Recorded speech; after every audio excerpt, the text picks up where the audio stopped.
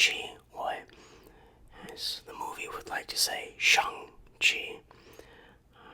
They even had this long drawn out, okay, whatever. Hello there, and welcome to my Shang-Chi review. Well, this is actually the first movie I had to spend my own money for. No more of my daddy's dollars, my daddy's doubloons. Now I have to spend my own money to see these movies. So, this means I'm going to be a bit more critical than I always am. This movie, I am incredibly conflicted. Conflicted is the right word to say here. Because, on one hand, it is probably one of the most generic superhero action movies you can pick. But at the same time, it sort of has this charm to it. It's sort of hard to describe. There are things in this movie that I like. However, there are things in this movie that I did not like. So it makes me conflicted. Let's talk about some dislikes here. Immediate, probably the biggest problem of this film is the third act. The third act here gets really messy, really fast. I don't know why Marvel always insists of like this big battle, this big huge CGI battle. You see it a little bit in the trailers. And I almost think like there's this one guy who's just like, hey, got a big battle. We gotta have some sort of big battle. You can't have a good action movie without a giant battle. When this movie had a pretty good opportunity to have like some emotional, like I'm in tears final battle. However, it doesn't take that route. Instead, it's another generic CGI fest. That's probably my biggest complaint. The second complaint is, I don't know about you, but I don't feel very connected to any of these characters. They have these sad stories, and they keep telling them, but I'm just like, I gotta be honest, I don't really care very much. So, I think the character work needed work. Then we have comedy. Comedy in this movie I am indifferent about. I don't know, I'm sort of getting sick and tired of the Marvel comedy style of comedy. It's sort of just not the funniest thing, but it's not the like cringiest thing on the planet. I do think they take some jokes like too long, and it's like, what's happening here? And Aquafina, she's the female character, sort of the sidekick. She had like these weird jokes in the beginning, like first half of the movie, that were like, I don't want to say the word, but like private part related, and it just threw me off so much. It felt like it shouldn't have been in the movie in the first place. It's a female area that gets discussed in a certain class when you come of age, whatever. So I thought that was strange. Then we can talk about Shang-Chi a little bit here. What's the word I'm looking for? Generic, sort of bland. He's sort of like every Marvel hero. I tried to look for some, unique discerning personality trait, but I couldn't really find one. He sort of plays the role of an adult who's sort of lost in life. He doesn't know what he wants to do, and so he gets thrusts into this world. But it's like we've seen this before a lot of times, and we've seen it better. So I didn't really find Shang-Chi very compelling, not as compelling as some other MCU characters. My fourth complaint is is this number four. Fourth complaint is that this is an MCU movie. That is a complaint because all MCU movies at this current point in time pretty goddamn generic. You could probably predict what's going to happen in this movie probably about 10 minutes into the movie. I mean, it's nothing special. So it's an MCU movie, so it's generic. And, I don't know, it's just an MCU movie. It's not like you're insulted by the movie, like you want to spit on everyone who worked on the project. But you're also not like clapping at the end of the movie and you want to throw like a champagne party at the end. It's just sort of in between. Though, I think those are my really... Actually, no, I have one more negative, and that is some of the way they handle some of the characters in this movie is pretty bad. The most standout, no spoilers, the most standout bad handling of a character is the masked guy who was shown like training Shang-Chi.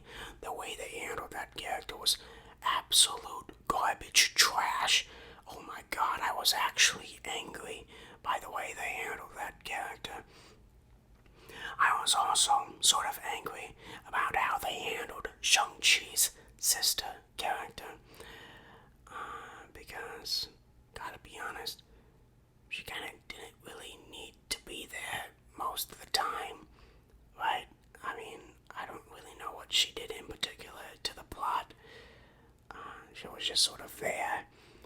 And yeah, that's it. And then also the main villain, towards the end, I think was a little bit mishandled. But I think those are my sort of complaints or gripes about the movie.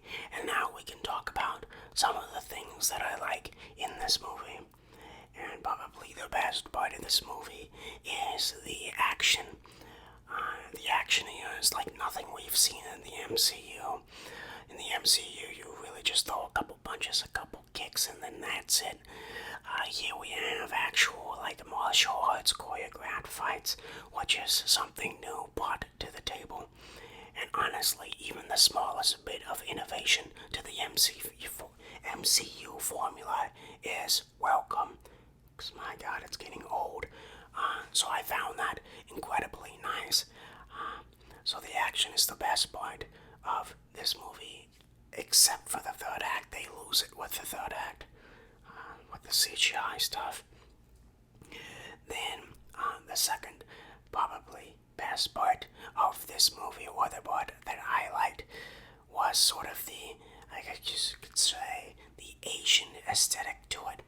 I just really like things from East Asia, even though in this movie, to be completely honest, is sort of the, how can I put this in the nicest way possible, the Western take of East Asia. So it's like, what do Chinese people like? They like dragons, so just throw a couple dragons in there and we'll be good. Yeah, we get it. We are representing Chinese people. Even though it's sort of like when you go to Chinatown, it's not actually Chinese and it's not demonstrated of Chinese culture, but it's still there. It's sort of like going to Chinatown. So I like those elements, and I will say they did something that I did not expect them to do, and that is they actually speak a lot of Chinese in this movie. I was scared they were going to have sort of a scene where it's in China, they have no reason to speak English, but yet they speak English. However, they don't have it. Usually they speak Chinese when the situation is appropriate, and I like that. However, there are times when it's like, why are you speaking English here? Like, there are times when a character will go to Chinese, speaks English in one sentence, and then go back to Chinese. Why don't you just go all Chinese? It's weird. So, that's a new thing to the MCU, sort of a cultural, I hate saying that this thing, like, represents Chinese culture, because it really doesn't, but, it has some like cultural sprinkles in there, which I guess to the untrained viewer could be entertaining. Next thing I like was the villain of this movie. Now I don't like this too much. It's not like, whoa, I blew my socks off. But this is definitely, maybe, probably the best villain in Phase 4 thus far. Maybe except for the Loki one. Because this villain is actually somewhat relatable in the way he does things. He has a goal that people can relate to, so that can go a long way. One thing that I was on the fence about, however, and I guess this could go back into complaints, was the music. I think this was really a missed opportunity here. Speaking of the cultural sort of thing, I think they really could have implemented more Chinese instruments, more traditional style, to really get you in the feeling. But usually they just play this generic ass rap music, which I hate. I want like some cinematic bombastic orchestra, something a little bit different. I don't need to hear 15 rap songs in a movie. I want to hear like some, I know this is from Japan, but I want to hear some like Naruto level music where they got like the chants in the back, they got the classical instruments. I want to see that in, some of these Chinese-ish fights. So I think they missed that opportunity there too. Of course, this wouldn't be a Marvel movie without its plot holes. And there are a lot of plot holes in this one. Especially, probably, with the villain. We can get into that with spoilers. And with Shang-Chi a little bit. And with the sister, really. You're telling me Shang-Chi, one of the best martial artists on the planet, probably, when at the start of this movie, had the caliber of at least Black Widow in terms of martial arts capabilities, did not try to at least help in Endgame. Are you joking me? This is going to be a question I'm always going to be constantly asking from this point forward, which was, where were these idiots during Endgame when it was literally life and death, half of the universe now? But I really think that's it. I don't want to drag this out. I've already been speaking for about 15 minutes now. I guess I could give this a rating. Oh God,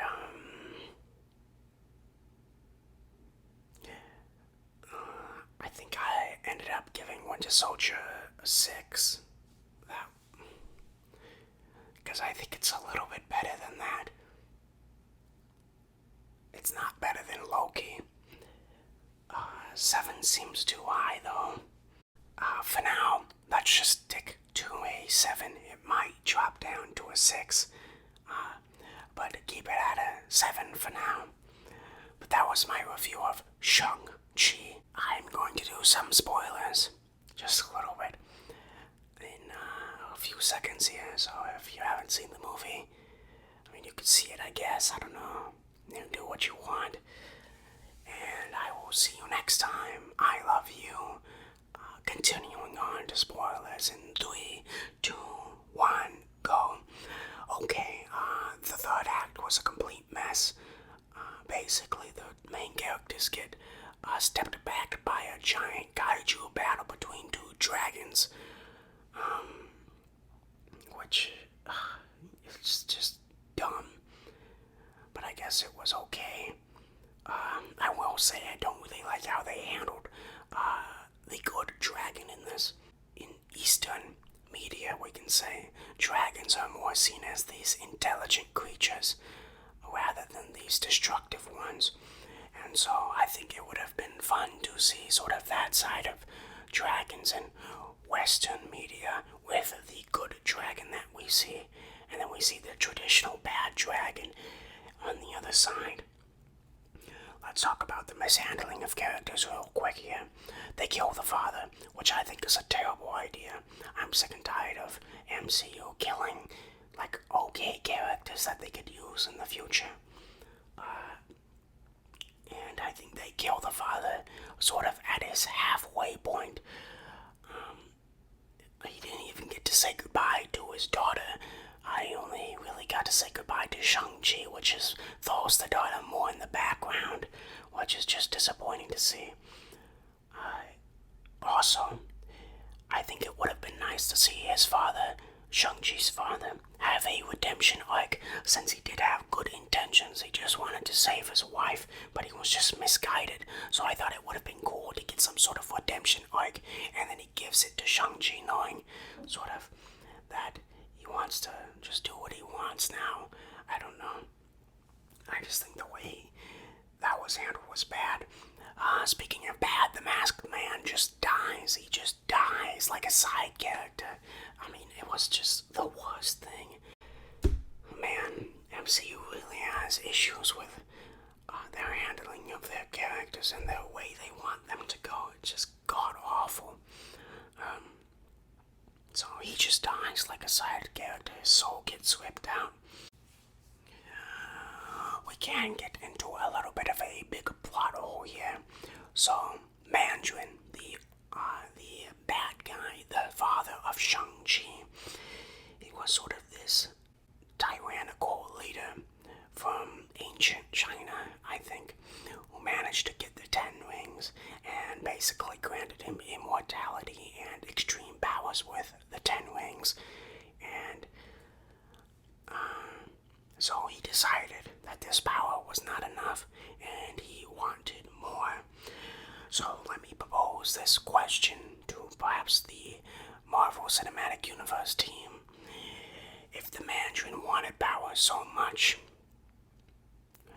why didn't he go after any of the Infinity Stones? Some of the most powerful things in the universe. Especially after the Battle of New York, you would expect him to know a little bit about Infinity Stones. You know, maybe he would want to challenge Thanos, see if he could get Infinity Stones from him. I mean, what?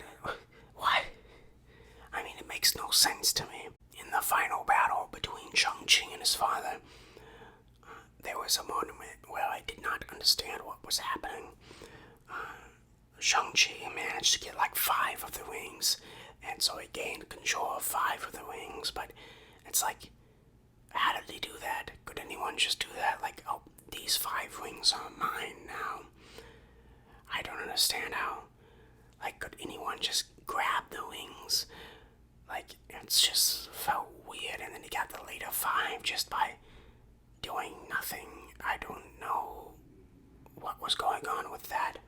Then we get to the sister character, which, I mean, she was done pretty dirty here. She basically had nothing to do, nothing really important to say. There was like a few scenes where I was like, oh, she can do that. Like the tunnel scene, where she discovered the tunnel. That's really it. That's all she really did. That was of importance. That was it. And I guess she brought, like, the dragon to Shang-Chi one time. That's it. So, really done dirty there. I guess we can talk about the end credits. The Shang-Chi gods are angry with me. I guess we could talk about the end credits scene here, since this is really it. I don't really have anything else to talk about. They basically just have this credit scene with the wings and a whole bunch of, they're like trying to discover what it was, like what it was made out of and stuff, with like Iron Man, no, not Iron Man, Bruce Banner and Captain Marvel. I don't know really why Captain Marvel was there. Is she a scientist? I mean, why not Shuri? Yeah, that's another plot hole. Why was Captain Marvel there and not Shuri? And then they also have Wong there because they did not have enough money to get Benedict Cumberbatch, so they just had Wong, which was a welcome addition, actually. I really liked him, even though he had nothing to do in this movie, too. But they were both like, oh, we don't know what this is. And then they say, like, something, like, there's a link in it, but they never tell me what the link was, which really pissed me off. They also did something weird with this scene where, like, Captain Marvel was like, hey, Bruce Banner can give you my number. And then she leaves, and then Bruce Banner says, I don't have her number. And he's like, she does this a lot. And I just don't get it. What? Like, it's just weird. I guess it was supposed to be like, hey, look, they're friends now, they know each other, right? They're making jokes, and Bruce Banner knows that she does this a lot. I don't know. It just seemed weird. Yeah. And then Wong basically just says, oh, you're in for a ride now, boy. And that was it. That was the end of the movie. Honestly, if this link thing in the bracelets and this, I completely forgot to talk about this otherworldly thing where it's like a different dimension. Basically, my only thoughts of it was Pokemon. They looked like Pokemon. You have the like cool little unicorn deers and this animal that has no head. It reminded me a lot about Pokemon. I was like, oh, that could be a Pokemon right there. That would be a pretty good Pokemon. That could be a high-level Pokemon right there. There you go. Unless those two things have any significance in the MCU going forward, then this could probably be a movie that could possibly be skipped. But that is it for me. It's nearly been 30 minutes. I'm not gonna drag it on any longer. I will see you next time. I think at the Eternals, I'm not sure. This movie actually surpassed my expectations just a bit. I thought it was going to be average, and it turned out to be a little bit better. But I will see you next time. I said that twice. I love you.